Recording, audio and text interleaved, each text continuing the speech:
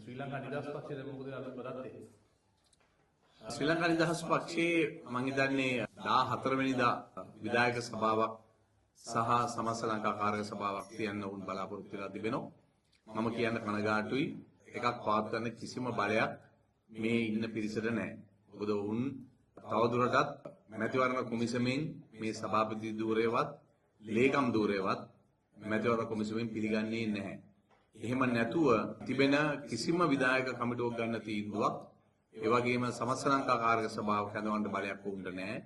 ඒ බලයක් නැතුව ගැනෝනේ තීරණ ගැනීම සම්පූර්ණයෙන් බල රහිතයි. ඒවා ක්‍රියාත්මක කරන්නත් බෑ. ඒ වගේම විශේෂයෙන් මම කියන්න කැමතියි මේ සමස්ත ලංකා කාර්ය සභාවත් විධායක සභාවත් හැඳවීමේදී අනුගමනය කරලා තිබෙන ක්‍රියාමාර්ග සම්පූර්ණයෙන් වැරදි සහගතයි. උන්ට දැන් සිද්ධ වෙලා තිබෙන්නේ මොකද පක්ෂයක මූලික ක්‍රියාවලිය තමයි ශ්‍රී ලංකා නිදහස් පක්ෂය හෝ වෙනත් පක්ෂයක් ලංකාවේ මැතිවරණ කොමිසම පිළිගත යුතුයි.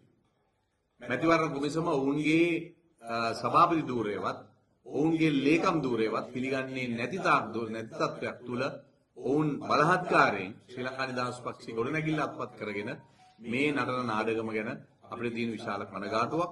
ඒ වගේම මම සියලුම ශ්‍රී ලංකා නිදහස් පක්ෂ සංවිධායකවරුන්ගෙන් ඉල්ලනවා 14 වෙනිදා එන ඒ සංවත්සරය 7-5කට වැඩක් නැති එකක්, කිසිම නීත්‍ය අනුකූල භාවයක් නැති එකක්.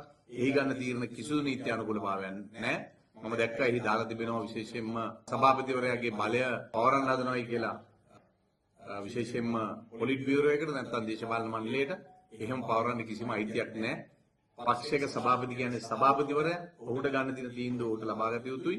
හැබැයි ඔහුගේ බලය කිසියම් කමිටුවකටපත් කරනවා කියන්නේ සම්පූර්ණ නීති විරෝධී. ඒ විතරක් නෙමෙයි හෙට පවත්වන්න හදනවා කාන්තා සංවිධානය. ඒකත් සම්පූර්ණ නීති විරෝධී. මොකද හේතුව මේ වනතුරුත් කිසිම ආසනයක කාන්තා බල මණ්ඩලය හදලා නැහැ. කාන්තා බල මණ්ඩලය හදන්නේ නැතුව කාන්තා බල මණ්ඩලයෙන් එන්න සභාපති ලේකම් භාණ්ඩාගාරික තමයි සමස්ත ලංකා කාර්ය සභාවට එන්නේ. එතකොට ආසනයක බල මණ්ඩලය හදලා නැත්නම් කාන්තා බල මණ්ඩලය හදන්නේ නැතුව කාන්තා බල මණ්ඩලයේ සභාපති ලේකම් භාණ්ඩාගාරික කියලා නිකන් නම් තුනක් ගෙන්නගෙන වැඩක් නැහැ.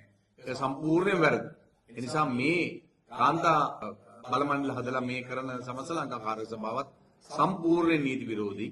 ඒ නිසා නීති විරෝධී ක්‍රියාවලියක තව තවත් වුන් නිරත වෙන එක විතරයි කරන්නේ. ලබන 18 වෙනිදා මගේ නඩුවේ තීන්දුව වෙන්න තිබෙනවා. බලමු මේ තීන්දුවෙන් පස්සේ කොහොමද ශ්‍රී ලංකා නිදහස් පක්ෂයේ මේ ඉන්න සියලු දෙනාත් එක්ක සාකච්ඡා කරලා නිවැරදි තැනකට මේ පක්ෂය ගේන්නේ කියලා. මොකද පක්ෂය උසාවියේ තිබෙන තාක් දුරට මේ කරන කිසිම ක්‍රියාවලියක් පක්ෂයේ බලාත්කාරයෙන් අල්ලන් ඉන්න ගොඩනැගිලි අල්ලන් ඉන්න පිරිස මේ පක්ෂය හදන්න හම්බෙන්නේ නැහැ. ඒ නිසා මේ නඩු වලින් ඉවත් වෙලා නැවත පක්ෂය ගොඩනගන තැනකට මේ ගෙනාව දවසට තමයි මේ පක්ෂය නැවත නීත්‍යානුකූලව බලය සහිතව මේ ක්‍රියාවලිය ඉදිරියට යන්න පුළුවන්.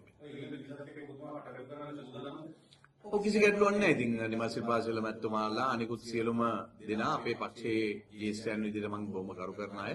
ඒත් එක්ක සාකච්ඡා කරලා ක්‍රියාත්මක වෙන්න පුළුවන්. හැබැයි ඒ සඳහා යම්කිසි කැපවීමක් හැම කෙනෙක් අතින්ම සිද්ධ වෙන්න ඕනේ. මොකද හේතුව මම ලේකම්වරයා විදිහට ඉන්නකොට තමයි මගේ ලේකම් ධූරය ඉවත් කරේ.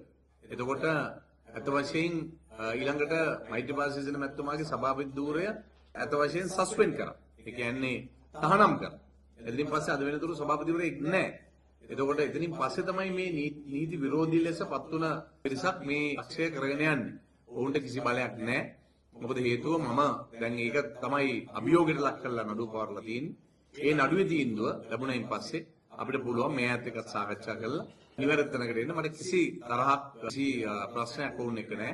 හැබැයි තිබෙන්නේ මේ පක්ෂය අද වෙනකොට බිමට සමතලා කිරීමේ වගකීම මේ සියලු දෙනා බාර ගන්න ඕනේ. මොකද හේතුව ඔවුන්ගේ තියෙන උද්දච්චකමත් ඔවුන්ගේ තිබෙන සවන් නොදීමේ ක්‍රියාවලියේ ප්‍රතිඵලය තමයි මේ සිද්ධ වෙමින් තිබෙන්නේ.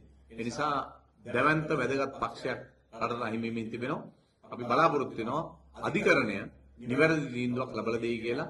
මේ ව්‍යවස්ථාව උල්ලංඝනය කරලා තියෙන ක්‍රියාවලියට අධිකරණයේ කිසි ලෙසක අපි හිතනවා ඔවුන්ට නිවැරදි තීන්දුව ගන්නකොට කල්පනා වෙයි කියලා. මොකද හේතුව විශේෂයෙන්ම මේ ව්‍යවස්ථාව පක්ෂයේ ව්‍යවස්ථාව උල්ලංඝනය කරමින් අරගෙන තිබෙන තීන්දුව වලින් තමයි මේ පක්ෂය අද විනාශ වෙලා තිබෙන්නේ. ඒ නිසා මම හිතනවා අනාගතයේ මේ ප්‍රශ්න ටික බේරගෙන අපිට ඉදිරියට යන්න පුළුවන් වෙයි කියලා විශ්වාස කරනවා.